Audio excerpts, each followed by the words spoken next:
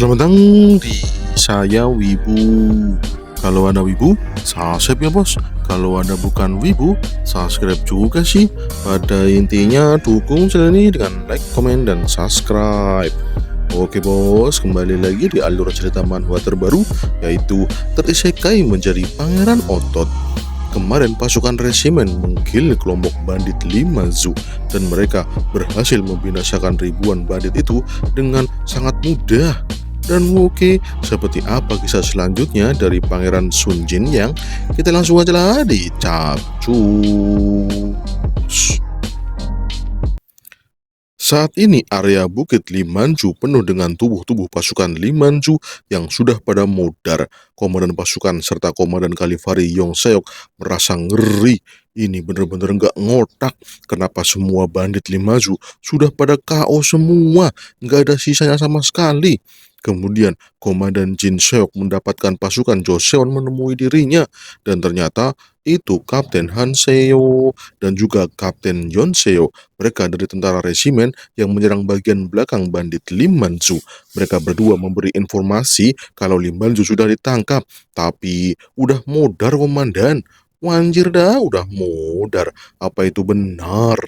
Dan ternyata setelah semua komandan datang di markas Lim Manju, bener itu, kepala Lim Manju sudah nongkrong di situ. Jir, malahan ditusuk sate itu, ampun dah, bener-bener tanpa ampun itu. Woi Wong Bong, apa yang kau lakukan di sini? Teriak Komandan John Seok. Ya bersih-bersih lah, sudah beres ini. Anda tidak perlu khawatir lagi soal bandit-bandit ini. Sebagian dari mereka sudah pada modar. Sebagian lagi dari mereka sudah kami tangkap. Bawa saja mereka ke penjara Joseon untuk diadili. Waduh, waduh, Jin Seok kaget. Cuma dengan 5.000 pasukan, Wong Bong bisa dengan mudah mengkill bandit Limanju. Waduh, waduh, gila bener ini orang.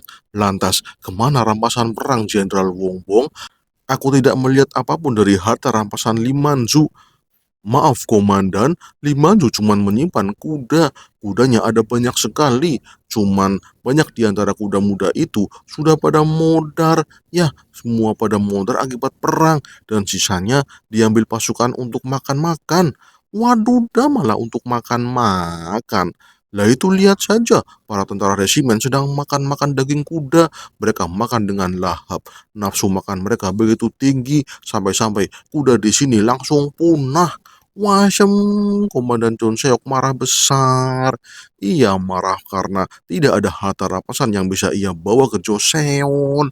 Jenderal Wongbong, kau tahu tidak nilai dari kuda-kuda itu? Kenapa kau jadikan semua kuda itu makanan untuk pasukanmu? Kau sadar gak sih? Lah apa itu jadi masalah besar Komandan Jeon? Kita cuman lapar, kita butuh makanan. Wasem lah malah ngelawan. Dahlah bodo amat, yang penting kita menang. Ucap Komandan Jin Seok dalam hati yang ngedubel-dubel. Waduh, waduh. Dan ya, Sin pun berpindah kembali ke kerajaan Joseon. Saat ini Raja Sejong senyum sumringah. Ia mendengar kabar kemenangan dengan membumi hembuskan bandit Lim Manju. Dan itu semua berkat 3 komandan hebat yang dikirim untuk menangani bandit Lim Manju. Komandan pasukan yaitu Menteri Militer Hyong Song akan mendapatkan hadiah sebesar 80 tael emas dan juga mendapatkan lahan baru bekas bandit Lim Manju. Kemudian Komandan Kalivari Jin Seok juga mendapatkan hadiah yaitu menjabat menjadi Menteri Kanan tingkat 2 dan juga ia mendapatkan lahan di area bekas bandit Lim Manju. Kemudian terakhir ada Jenderal Wong Bong yang mendapatkan hadiah yaitu naik pangkat dari Jenderal Junior menjadi Jenderal Senior tingkat 1. Wong Bong juga mendapatkan area utara yang berbatasan langsung dengan Bukit Bandit Lim Manju. Terima kasih yang mulia, semoga Anda sehat selalu. Di situ ternyata juga ada Pangeran Yuji. Ia menyaksikan 3 orang penting yang memimpin pasukan penyerangan Lim Manju dengan bangga. Wong Bong sendiri menatapnya dengan tatapan senang. Pangeran Yuji langsung membalasnya dengan senyum sumringah. Dan ya, beberapa saat kemudian, di situ ada Yuji dan Komandan Jin Seok. Komandan Jin Seok mau ngobrol sesuatu dengan Pangeran Yuji. Ia penasaran dengan latihan militer yang dilakukan oleh Pangeran Yuji terhadap pasukan tentara resimen. Mereka sangat kuat, bahkan bisa menaiki gunung dengan mudah. Sebenarnya, apa yang dilakukan oleh Pangeran Yuji sampai-sampai ia bisa membentuk pasukan sehebat itu? Tentu saja dengan latihan mempraktekkan buku sehat dengan bodybuilding. Apa kau juga mau melakukannya, Komandan Jin? Walah, apa benar cuma dengan mempraktekkan buku sehat dengan bodybuilding? Aku jadi penasaran, Tuan Muda. Lantas, apa pasukan Kalivari milikku bisa kau latih dengan teknik itu? Aku juga ingin memiliki pasukan kuat seperti Jenderal Wong Bong. Yuji sedikit berpikir, soalnya pasukan Kalivari itu pasukan berkuda, apa boleh dibuat berotot?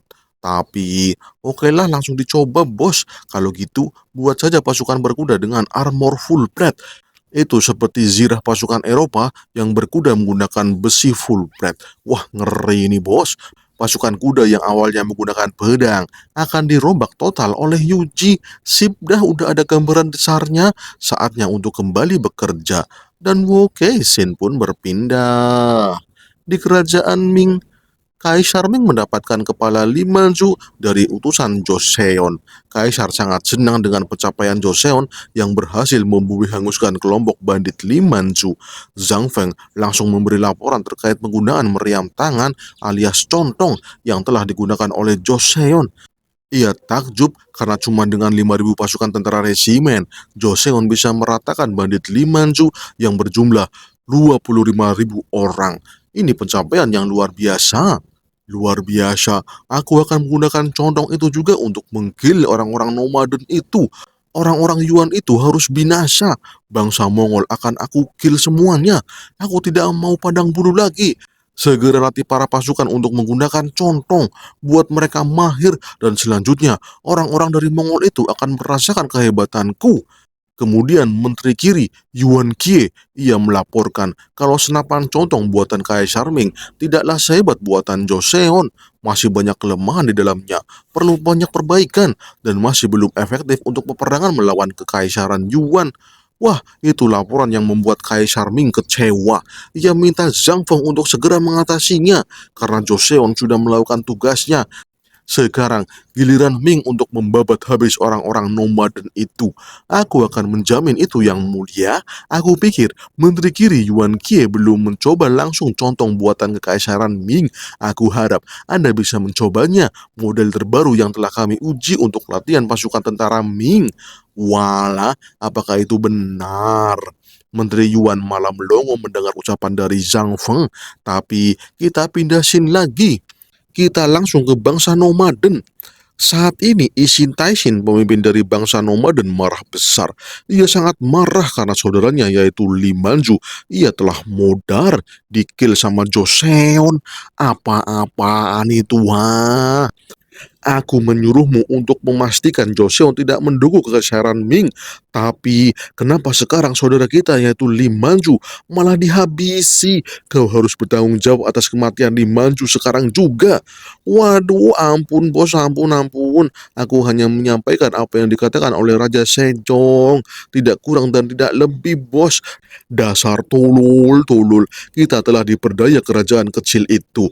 Apa-apaan mereka itu? Berani sekali membodohi kita semua. Aku tidak terima. Kau harus bertanggung jawab.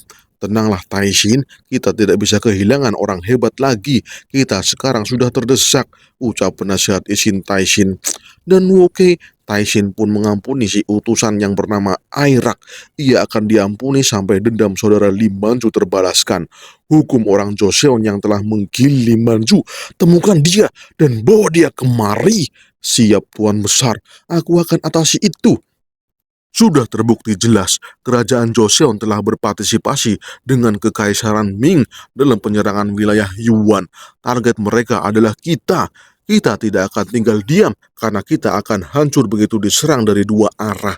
Penasehat, segera hubungi utusan kita di utara. Kita harus minta tolong dari klan Golden Kubalai, sang penghancur. Kemudian Shin berpindah di posisi klan Golden Kubalai. Dan ini dia orangnya, Kubilai Khan. Ia adalah pemimpin klan Golden dari bangsa nomaden. Ia sedang enak-enak tuh sama istri-istrinya. Dan ternyata Ishin Taishin sudah sampai di tempat Kubilai. Ia melaporkan kejadian buruk yang menimpa saudara Li Manchu. Ya, ia sudah modar, dikill sama pasukan Joseon. Dan itu semua karena kekaisaran Ming yang memberikan logam tangan yang mengeluarkan suara petir yang menggelegar. Lah, logam tangan, suara petir, apa Anda? Kubilai jadi bingung mendengar itu. Ya, Taishin pun memberitahu kalau itu adalah logam dari kekaisaran Ming yang bisa melontarkan besi kecil. Itu seperti anak panah yang dapat menembus baju besi sekalipun, tapi anak panah kecil itu sekecil kelereng. Namun, ia bisa mengkill seorang jika terkena besi kecil itu. Arlak, bawa gambar besi tangan itu. Oke, siap. Ini dia gambaran besi tangan yang digunakan oleh Joseon untuk menghancurkan pasukan Limanju. Wah, Kubilai bingung dengan batang besi itu. Apa benar batang besi ini bisa melontarkan besi kecil dan bisa membunuh banyak pasukan sekaligus? Jika demikian, artinya ada ledakan api yang digunakan untuk mendorong besi kecil itu. Kemungkinan lengkungan besi itu membuat ledakan api. Wah, wah, wah, ini sangat menarik. Aku pernah melihatnya di Slovakia. Itu digunakan oleh bangsa Slovenia untuk berburu. Mungkin senjata ini sama dengan yang digunakan oleh Joseon. Jika memang demikian, artinya Kekaisaran Ming juga menggunakan senjata yang sama. Kita tidak bisa main-main lagi. Karena bangsa nomaden akan terancam jika berperang langsung menghadapi mereka. Apalagi kita tidak bisa menggunakan pasukan berkuda andalan kita karena suara petir itu menakut-nakuti kuda-kuda kita. Ini akan menjadi peperangan yang sulit. Jika mereka menggunakan suara petir, maka kita akan menggunakan suara hentakan tanah. Ribuan kuda akan membuat gempa di tanah peperangan itu. Itu sangat mudah untuk diatasi. Kenapa kau sangat khawatir dengan hal sepele seperti itu? Maaf Kubilai, tapi aku hanya bersiap-siap dengan kemungkinan terburuk. Kau selalu saja takut dengan sesuatu yang tidak kau ketahui. Itulah kenapa klanmu tidak pernah berprestasi. Malahan anak cabang dari klanmu malah binasa.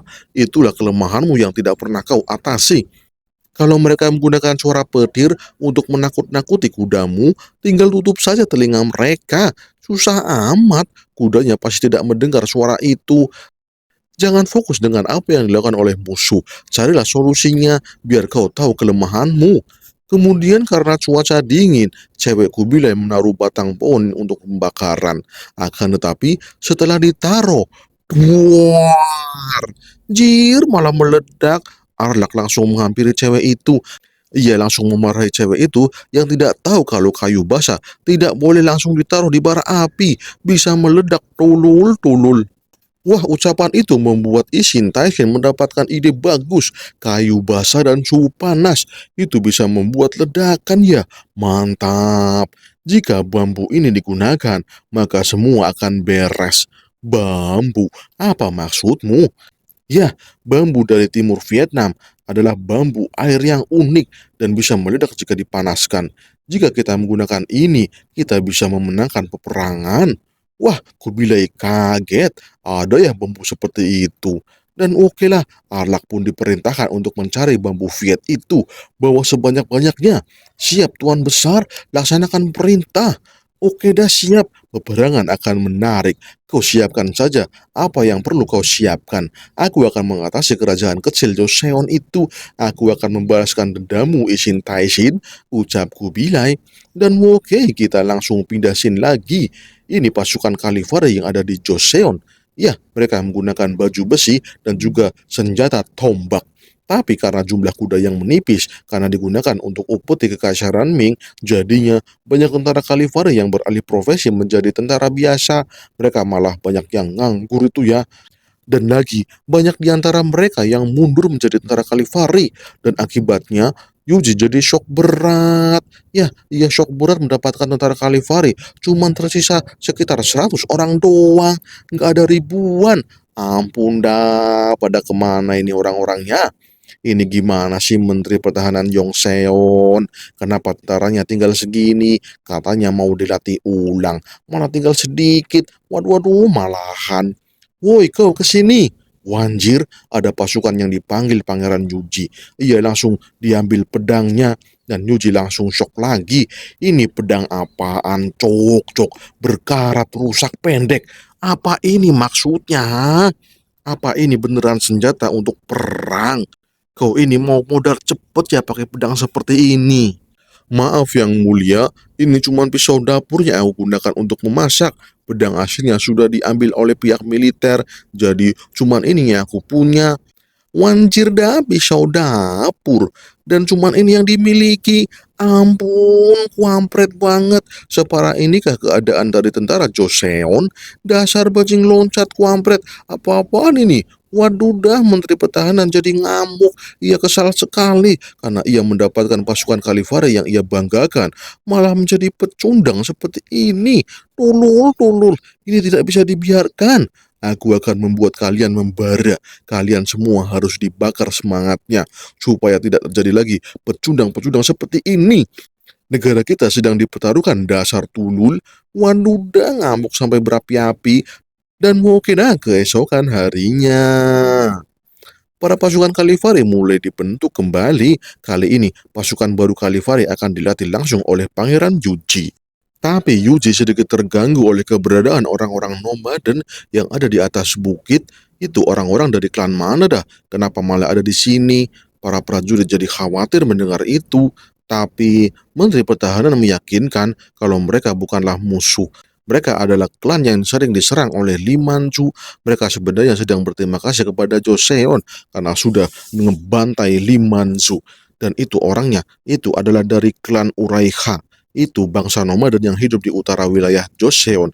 Dan si botak itu namanya adalah Chungsan Odoli. Mereka saat ini sedang jalan-jalan naik kuda. Walah malah berpapasan dengan pasukan Joseon. Santai aja bos, mereka cuma latihan. Walaupun aku adalah musuh dari orang-orang Limanju, tapi melihat bangsa sendiri dihabisi, aku ikut mendidih. Walaupun sekarang kita adalah koalisi dari Joseon, tapi kita adalah bangsa nomaden. Kita tidak boleh melupakan asal-usul kita. Orang-orang itu adalah orang yang cuma mengendalikan panah untuk berperang. Mereka tidaklah sehebat pendiri kerajaan Joseon dahulu. Mereka cuma kerajaan miskin yang mengemis keamanan dari kekaisaran Ming. Kita lihat saja apa yang akan diperbuat oleh orang-orang Joseon itu. Ucap si botak Odoli kepada rekan-rekannya. Dan ini dia putra keempat Raja Sejong, namanya adalah Miji. Ia ikut latihan berkuda karena ia ahli memanah sambil berkuda. Ia pun memotivasi para prajurit Kalifari untuk bersemangat karena inti dari pasukan Kalifari adalah serangan jarak jauh. Jadi kuasai memanah dengan baik. Waduh dah, malahan para prajurit langsung lemas mendengar motivasi dari Pangeran Miji. Kemudian Pangeran Miji berlari dengan kudanya. Ia berlari dan melompati halang rintang yang telah disediakan. Kemudian ia membidik sasaran dengan 3 anak panah.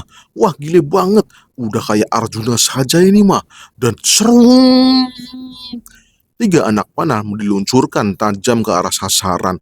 Dan tak, tak, tak. Nancep tepat sasaran. Mantap dah. Para prajurit langsung melongo melihat kehebatan dari Pangeran Miji. Ini luar biasa. Ikutilah aku bro, belajarlah yang giat, sering-sering latihan biar kayak aku bro, ucap Miji sombong. Akan tetapi, setelah mengikuti instruksi dari Pangeran Miji, malahan para prajurit yang dilatih malah berjatuhan. Waduh dah ampun, malahan pada tepar, pada nggak kuat berlari dengan kuda. Jangankan melompat halang rintang, megang busur aja sambil naik kuda udah pada jatuh. Ampun dah cok lemah amat. Yuji dan Miji jadi bingung. Tonggak kerajaan sekarang dipegang sama prajurit cupu kayak gini, gimana gak hancur ini kerajaan? Dada. Yuji pun mengumpulkan para prajurit Kalifari dan mulai ngebacot no jutsu. Lihatlah, kerja keras tidak akan mengkhianati hasil. Dan pret, Yuji mengeluarkan otot-otot tubuhnya. Ia langsung memamerkan otot hebat yang selalu ia banggakan. Wah, para prajurit takjub dengan tubuh besar dan juga berotot dari Pangeran Yuji. Gile keren pol. Dengarkan, dengan mengeluarkan seluruh potensi yang kalian miliki, kalian bisa mencapai seperti apa yang saya capai. Lihatlah, otot-otot ini tidak terbentuk dengan sendiri, tapi dengan kerja keras, memaksimalkan semua yang kita miliki, tidak memalas-malasan. Jika kalian mau, kalian pasti bisa memiliki tubuh seperti ini. Apa kalian paham? Hurra, hurra, hurra, hurra. Siap pangeran, hurra. Kami akan bekerja keras. Jir, tontonan itu membuat klan Uraihai jadi ngelek. Apa-apaan orang itu? Kenapa malah pamer otot? Bener-bener udah gile nih orang-orang Joseon. Bukannya latihan malah pamer otot, apa anda? Tapi si Odoli melihat itu dengan tatapan serius. Ia merasa ada hawa ancaman yang luar biasa kuat. Ia benar-benar melihat sesuatu yang mengerikan di hadapan matanya. Dan Shin pun berpindah. Di malam hari, di tempat klan Uraihai. Di situ ada Odoli yang sedang berdiskusi dengan para tetua klan. Mereka sedang membicarakan kekuatan dari pasukan Joseon yang selalu latihan setiap hari. Dan si Odoli terus-menerus memikirkan orang berotot yang pamer otot tadi sore.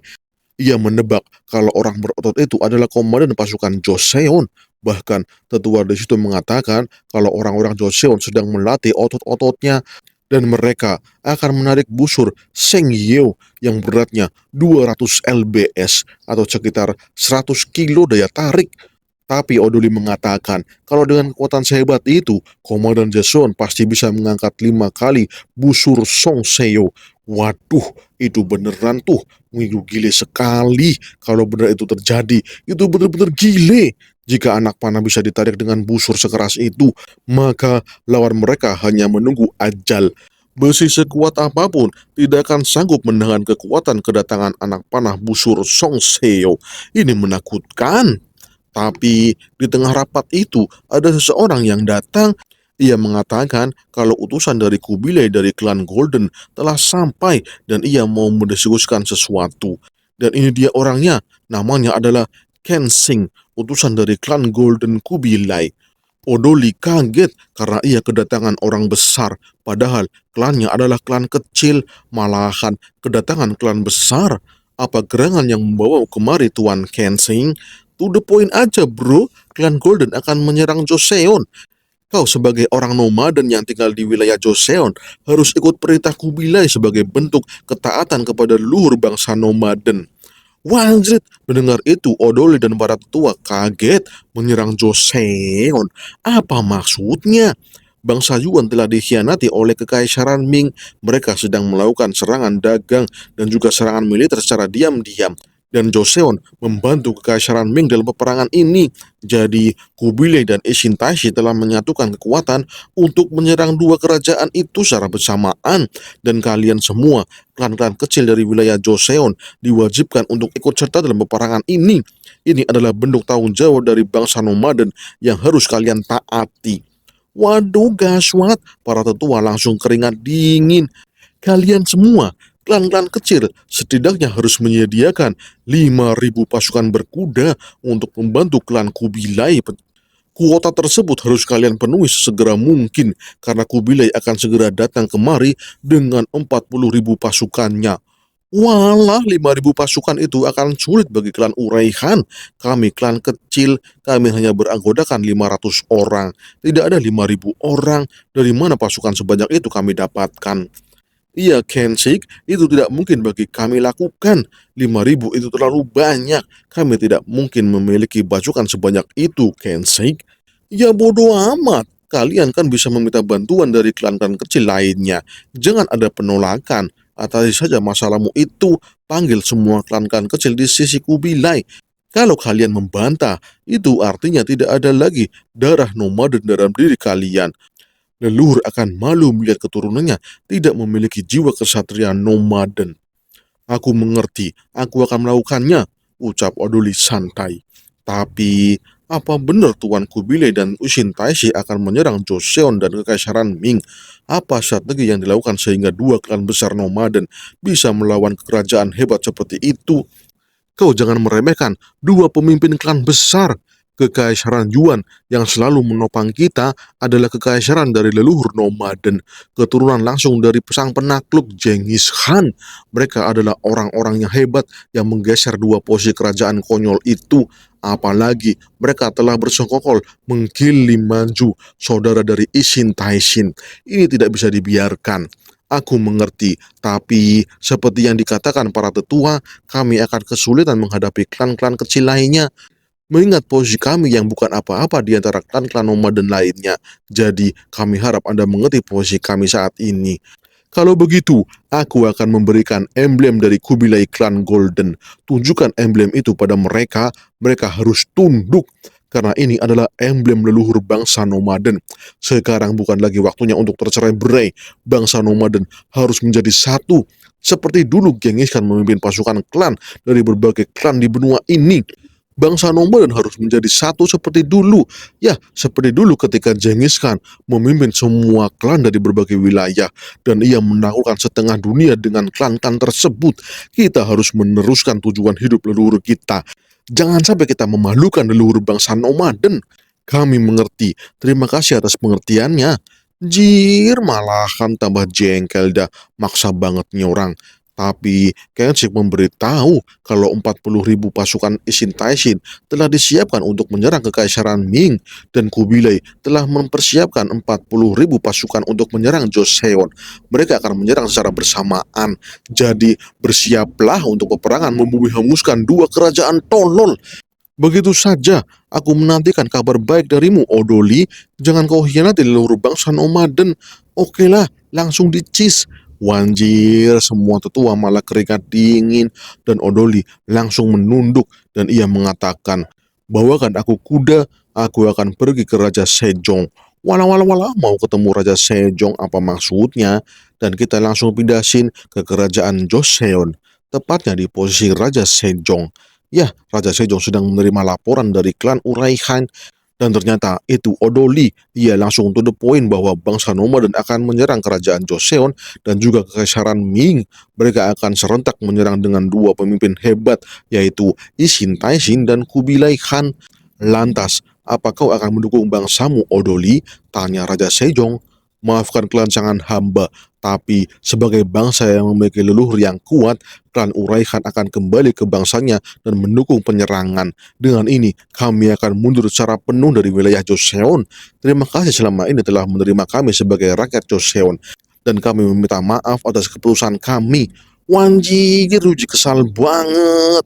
Mereka benar-benar dengan berani datang kemari dan menyatakan perang. Gila ini bangsa nomaden. Kalau menurut sejarah, bangsa Mongol atau sekarang menyebut dengan bangsa nomaden, mereka akan mengalahkan bangsa Ming dan Joseon. Ming akan hancur dan Joseon akan dijadikan kerajaan bawahan dari kekaisaran Yuan. Dan itu akan berlangsung selama 80 tahun. Wadidaw, apakah Yuji akan merubah sejarah Joseon? Kita tidak tahu karena part ini telah bersambung. Jir, malah bersambung. Oke kawan-kawan semuanya, terima kasih sudah mau menonton saya Wibu, tempatnya alur cerita manhwa terbaru. Oke bos, terima kasih sudah mau menonton. Jangan lupa like, komen, dan subscribe. Siap, terima kasih, salam cus.